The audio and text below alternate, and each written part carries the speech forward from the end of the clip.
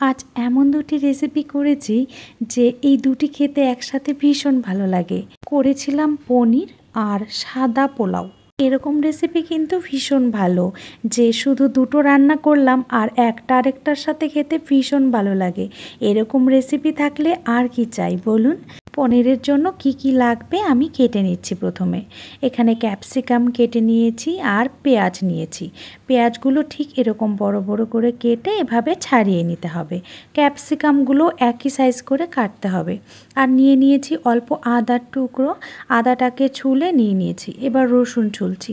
এই যে আমার ছেলে চলে এসেছে, মাঝে মাঝেই চাই যে ছুরি দিয়ে ও কাটবে আমার সাথে।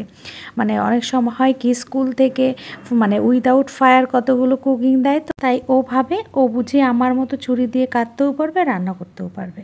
রান্নাঘরে আমি রান্না করতে আসলেই চলে আসে। আর হ্যাঁ, এখানে আমি টমেটো কেটে নিয়েছি আর পনিরটাও কেটে নিয়েছি। আমি এখানে প্যাকেটের পনির নিয়েছি, আপনারা চাইলে এমনি দোকানের যে পনির পাওয়া যায় সেটা নিতে পারেন।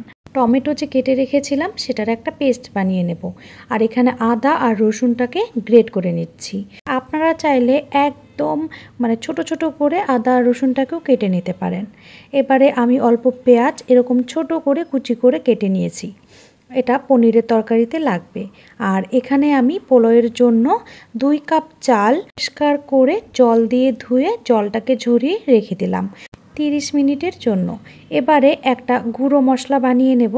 তার জন্য একটা প্যানে দিয়ে দিলাম ধনে, জিরে, ওই দারচিনি আর একটা শুকনো লঙ্কা। এগুলো শুকনো খোলায় ভেজে গুঁড়ো করে নেব। ওই একটা ভাজা মশলা বানিয়ে নিলাম। এবারে প্যানের মধ্যে দিয়ে দিলাম বাটার দিয়ে ক্যাপসিকাম আর পেঁয়াজগুলো যে কেটে রেখেছিলাম এগুলো ভেজে নেব হাই হিটে। কিন্তু কম আঁচ কিন্তু দেওয়া যাবে না, বেশি সেদ্ধ করা যাবে না। এভাবে হাই হিটে ভেজে নামিয়ে রাখলাম। এবারে ওই প্যানে সামান্য তেল দিয়ে হলুদ আর লবণ দিয়ে পনিরটাকে ভেজে নিলাম। ভেজে নামিয়ে রাখবো। এভাবে পনির বানালে না খুব তাড়াতাড়িও হয়ে যায়। আপনারা কিন্তু অবশ্যই রেসিপিটি একবার হলেও বাড়িতে ট্রাই করবেন, দেখবেন কি দুর্দান্ত হয় খেতে। এবারে পনির নামানোর পর আমি ওই তেলেই দিয়ে দিচ্ছি জিরে ফোড়ন, আর কুচনো যে পেঁয়াজটা ছিল সেটা দিয়ে দিলাম। অল্প কম আঁচে নেড়ে চেড়ে দিয়ে দিলাম টমেটো পেস্ট। এরপর লবণ হলুদ দিয়ে মশলাটাকে একটু কষিয়ে নিলাম হাই হিটে কিন্তু। তারপর ওখানে ক্যাপসিকাম আর পেঁয়াজটা যে ভেজে রেখেছিলাম সেটা দিয়ে দিলাম। অল্প নেড়ে চেড়ে পনিরটাও দিয়ে দিলাম। পনির সব কিছুর সাথে ভালো করে কম আঁচে এবার ভেজে নিচ্ছে একটু। তারপর দিয়ে দিলাম ফুটিয়ে রাখা জল। অল্পই দেব, বেশি দেব না। জল দিয়ে আঁচটা বাড়িয়ে দেব। এবার ঝোলটা ফুটবে।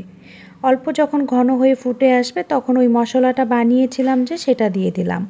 আর দিয়ে দিচ্ছি ধনেপাতা, একদম কুচি করে কেটে দিয়েছি। ধনেপাতা অপশনাল, আপনারা না দিলেও চলবে, তবে ভীষণ ভালো লাগে খেতে। আর দিয়ে দিলাম নামানোর আগে বাটার। এটা আমাদের একদম তৈরি পনির। এবার বসাবো পোলাওটা। তার জন্য একটা কড়াই বসিয়ে দিলাম। কড়াইয়ে দিয়ে দিচ্ছি ঘি। ঘিতে দিয়ে দিলাম এলাচ, দারচিনি, লবঙ্গ, আর দিচ্ছি একটা শুকনো লঙ্কা আর তেজপাতা। এটাকে কম আঁচে অল্প ভেজে নেব। এবার এতে চাল যে রেখেছিলাম জল ছাড়িয়ে সেটা দিয়ে দিলাম। আর দিচ্ছি স্বাদ মতো লবণ।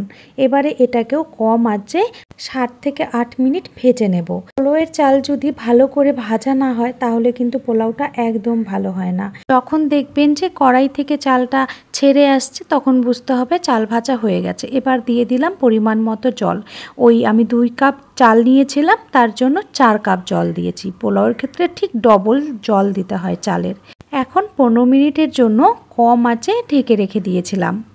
পোলাও তৈরি হয়ে গেল।